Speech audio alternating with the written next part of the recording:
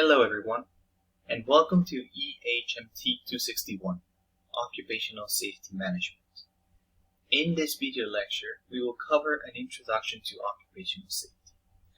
First, let me introduce myself. My name is Oscar Gomez, and I will be your instructor for this course. I have 5 years of experience working in different areas of environmental compliance and occupational safety. And I currently work as both a research safety specialist at San Diego State University and as an adjunct faculty for the Environmental Technology program at Southwestern Community College. Regarding my educational background, I have a master's in microbiology, a bachelor's degree in bioengineering, and a certificate of achievement in both environmental management and occupational health and safety. These 2 certifications were obtained from Southwestern Community College, so I am a former student of the same program that you are currently a part of. This is the first time I lecture this course, and more importantly, the first time that this course is being offered in a fully online format.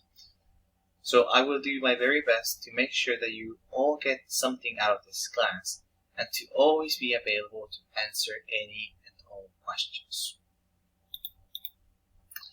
So, what will we learn today? By the end of this lecture, you should be able to do the following: to define what occupational hygiene is, to review the history of occupational hygiene, to recall the 3 E's of safety, to analyze fatal and non-fatal work injuries, illnesses, statistics, and understand how it makes good business sense to have a safe work environment, and to identify components of a good health and safety program. Well, we're going to cover some good elements of a robust health and safety program. Just be aware of that this particular topic will be covered in more detail in a subsequent video lecture. What is occupational hygiene? The International Occupational Hygiene Association defines occupational hygiene as the discipline of anticipating, recognizing, evaluating, and controlling health hazards in the working environment with the objective of protecting worker health and well-being and safeguarding the community at large. In other words, an occupational hygienist or safety professional is someone who specializes on preventing work injuries and illnesses by identifying and assessing hazards and by proposing and implementing strategies or controls to mitigate or nullify them. To understand how we came to have the occupational safety laws that we currently have, we need to review what preceded them. With that in mind, let's go over a brief history of occupational hygiene. The Egyptians and Babylonians were the first cultures to establish some form of occupational safety and workers' compensation system.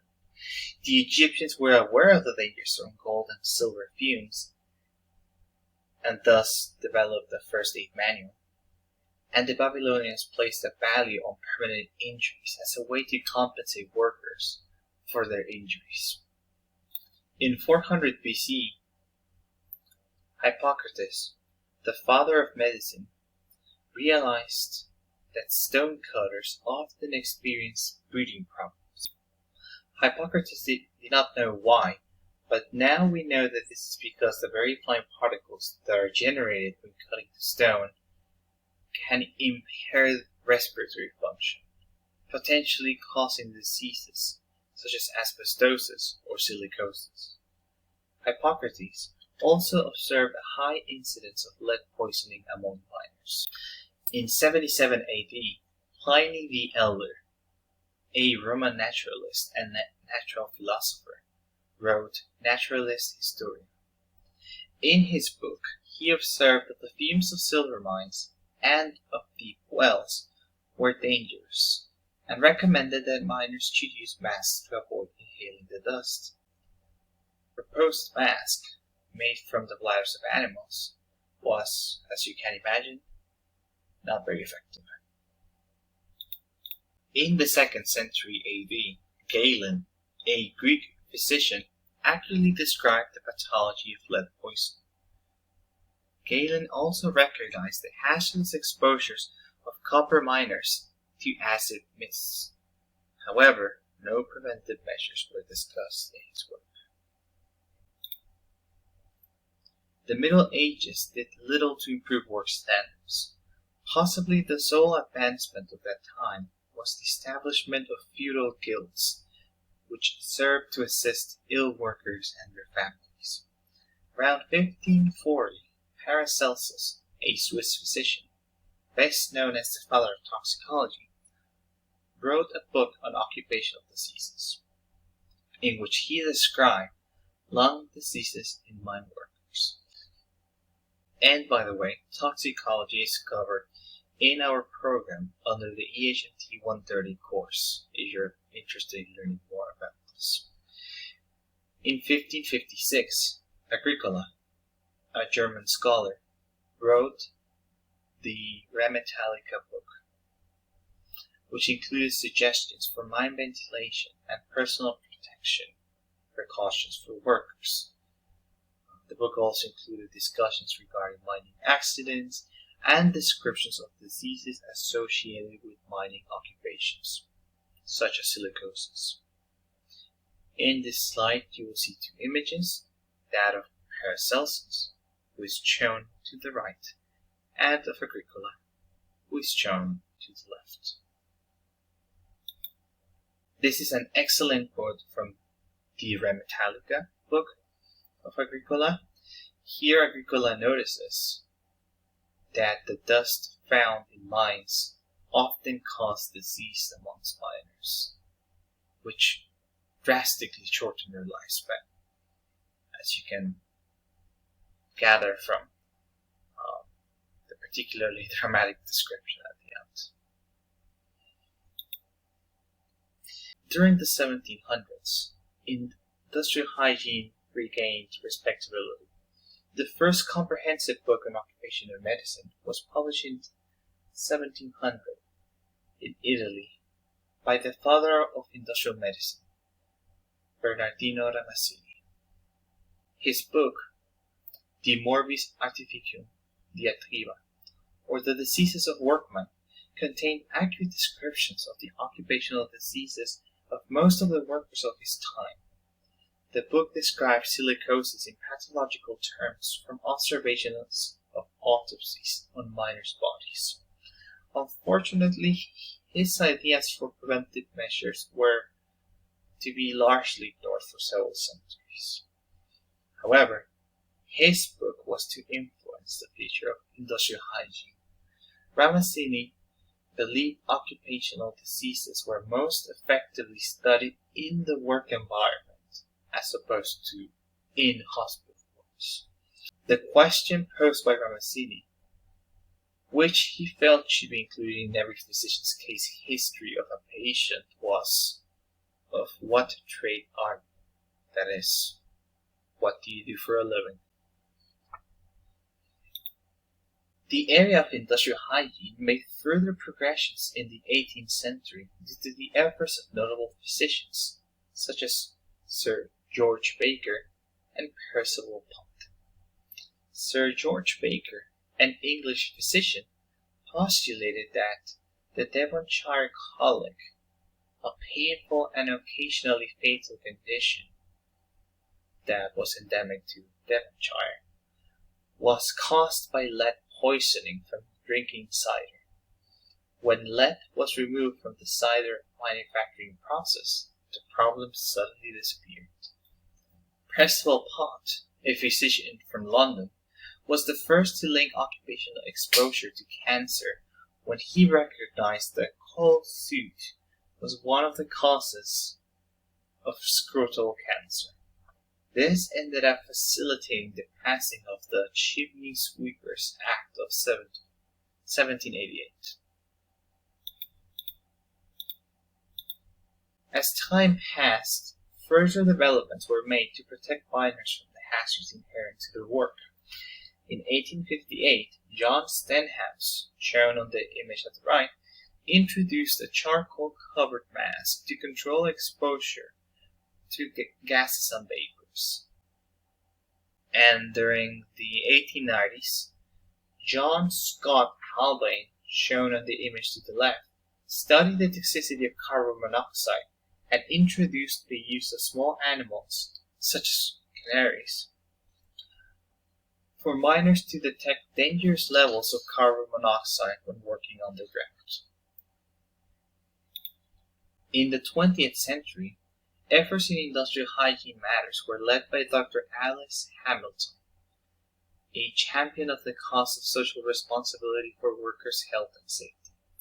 She observed industrial conditions firsthand and startled mine owners, factory managers, and state officials with evidence that there was a correlation between illness and exposure to toxins. In the United States, public awareness of occupation-related diseases brought on the passage of compensation acts for certain civil employees in 1908. In 1911, the first state compensation laws were passed. By 1948, all states had passed such legislation. Before workers' compensation, incidents on site were blamed on the workers themselves. This was called the common laws. Worker compensation laws were an important factor in the development of industrial hygiene in the United States. The original compensation laws only covered compensation for accidental injury. Occupational diseases were only included if they could be classified as accidents. Today, in most states, there is some coverage for occupational diseases. Workers' compensation laws made it more profitable to control the environment, that is, to provide a safer work environment, rather than to pay for the compensation. Look at the calendar that is shown on this slide. Its name is the Death Calendar, which is hardly an encouraging name. This calendar shows the number of work-related deaths by day in a Pennsylvania county. 524 workers died in a single year in this one county. This kind of occurrences, along with several workplace disasters that occurred in the United States during the early 1900s, were another big factor that made evident the need for safer work conditions. An example of which was the Triangle Shirtwaist Fire disaster, 1911, in which 146 workers lost their lives in a fire because the fire exits of the workplace were either inadequate or locked. Some workers, most of them young women, unable to flee from the fire, jumped from the windows, preferring to die that way rather than to face the fire. Such a horrendous disaster, along with several others that occurred during this time, eventually generated enough public outrage that 36 laws that reform state labor codes were passed. This ultimately paved the way for the development of several federal occupational safety laws. Carrying on with some of the more recent events. In 1935, the Social Security Act was passed, which made funds available for public health programs. In 1936, the Walsh-Healy Public Contracts Act passed, which required organizations supplying goods or services to the U.S. government to maintain a safe and healthful work environment. In 1952, the Coal Mine Safety Act was passed, authorizing the federal government to conduct annual inspections of underground coal mines with more than 15 workers, and gave the United States Bureau of Mines the authority to shut down a mine in cases of imminent danger. More importantly to us, in 1970, the Occupational Safety and Health Act, also known as OSHA, was passed by President Nixon. The purpose of the OSHA Act being to provide to every working man and woman in the nation a safe and healthful work environment, and to preserve our human resources. Under this act, the federal government is authorized to develop and set mandatory occupational safety and health standards that are applicable to any business affecting interstate commerce. The responsibility for enforcing federal occupational safety and health standards rests with the Department of Labor. And in 1977, the Federal Mine Safety and Health Act was passed, which consolidated all federal health and safety regulations of the mining industry, strengthened and expanded the rights of miners, and established the Mine Safety and Health Administration. Nowadays, employers, for the most part, realize that a safe and healthy workplace is more productive and makes good business sense. In the area of prevention, there are 3 E's of safety. Engineering. This entails awareness of safety issues when designing equipment.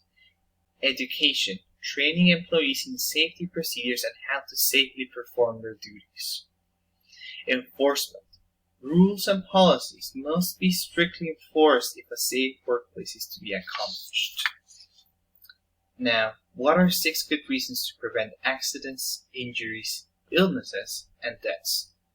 Number 1, and it's by far the most important one, because the destruction of human life is morally justified.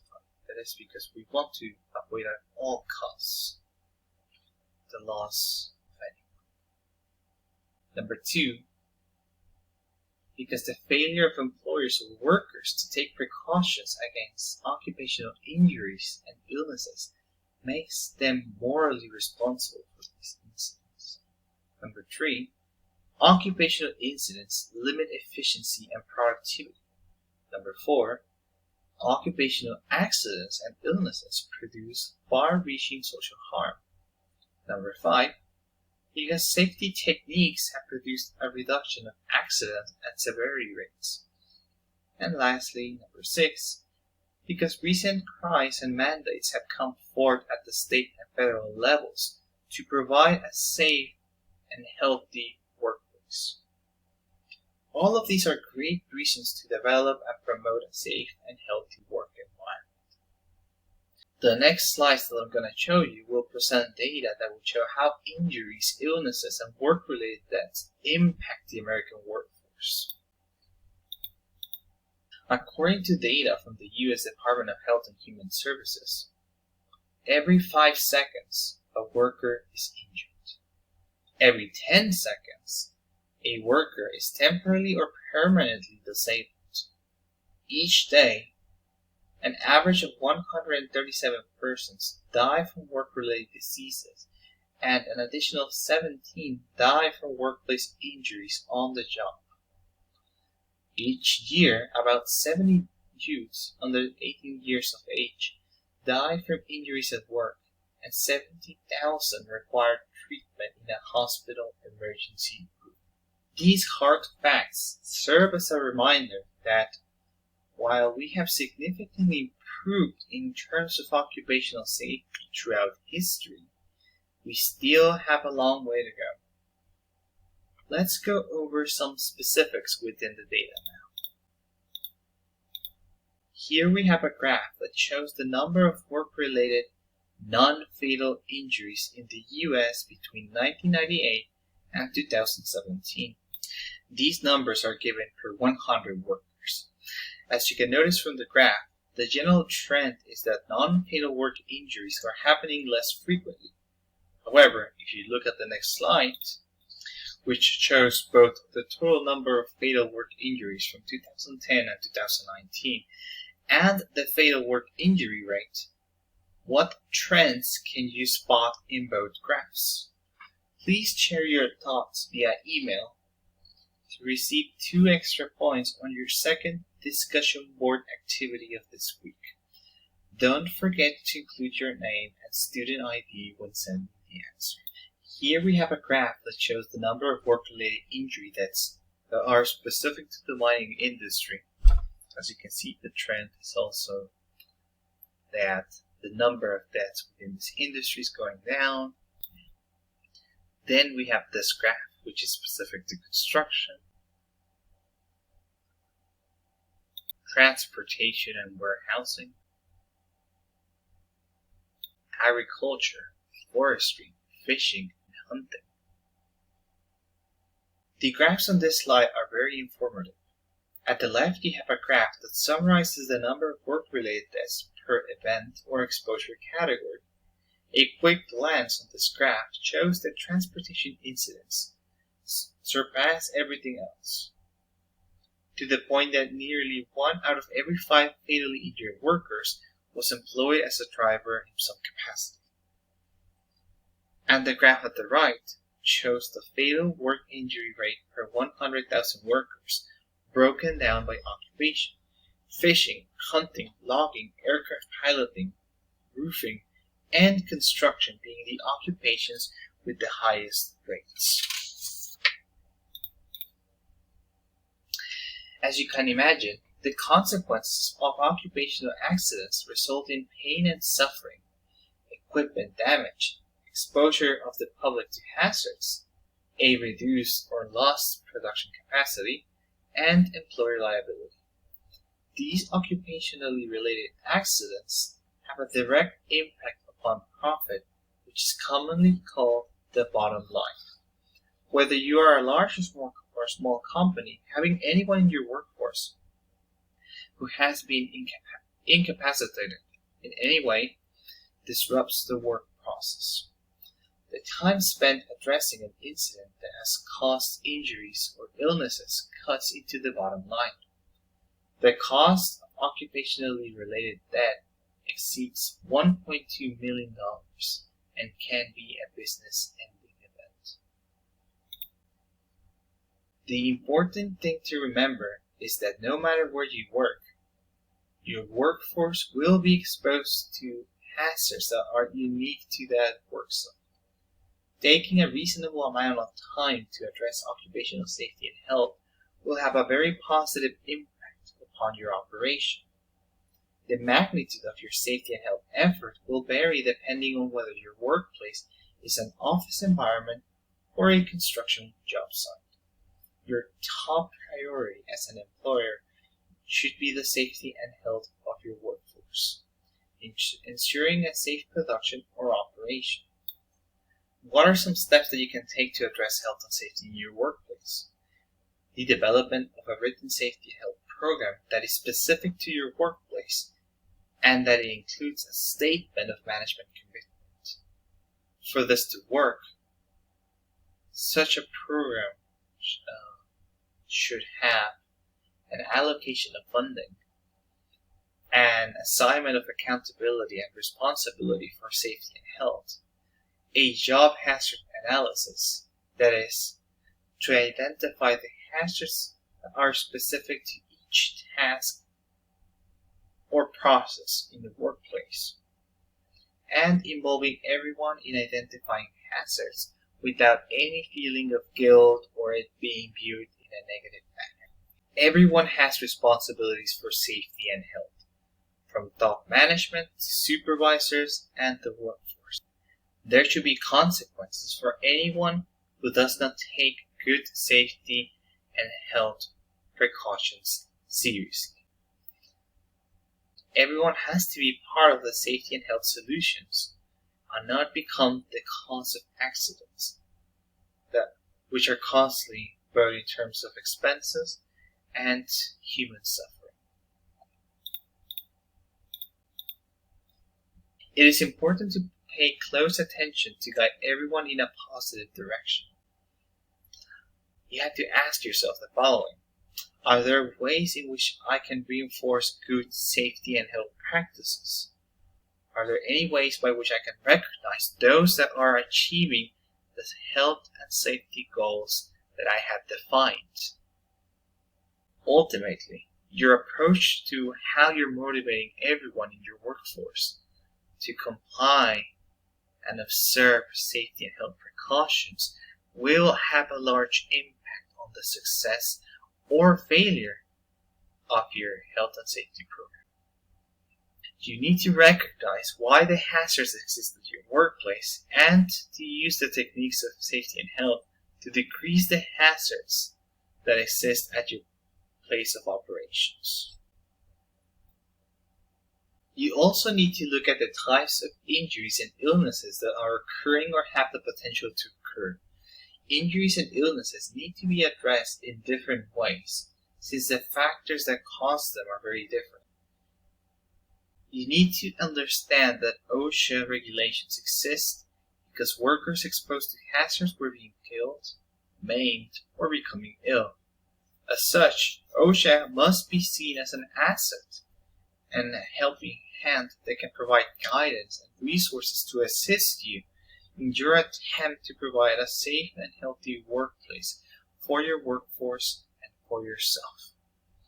And remember, a trained workforce is a safer workforce, but not a perfect one. There's always room for improvement. And on this last slide, you will find some additional and fully optional interesting reads that you might want to review to learn more about what was covered today. Thank you for listening to this first video lecture.